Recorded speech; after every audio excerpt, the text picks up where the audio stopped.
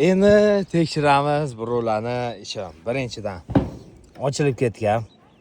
Suv kiradi. Так, uloqlar tushirilganda без NCV, без наконечник mana. Skrutka. Ana, skrutkani qichig'i qilingan. Xo'p, undan keyin mana yana skrutkani qichig'i mana biri. Endi eng qizig'i qaranglar. Shunchalik skrutka qilingan. Sim уже erib ketgan mana. Sim o'zi erib ketgan. Mana bunda ahvol bo'lib yotibdi. Izolyatsiya ko'rasizlar, yonib ketgan. Bu arzonchi sim bo'lgani uchun shunaqa bo'ladi, ko'rasizlarmi? Har bitta joyda treshina bo'lgan mana. Bo'tlida mana kuygan. Keyin qaranglar. Mana bu yuqqa sim, bu yerda perimichka berib qo'yilgan. Kuysa mana shu yonadi, bo'ldi, kuyadi. Bilmayman nimaga qilingan bu. Sifat shunaqa qilingan. Izolyatsiyani qaranglar. Bitta ahamiyat beringlar izolyatsiyani mana.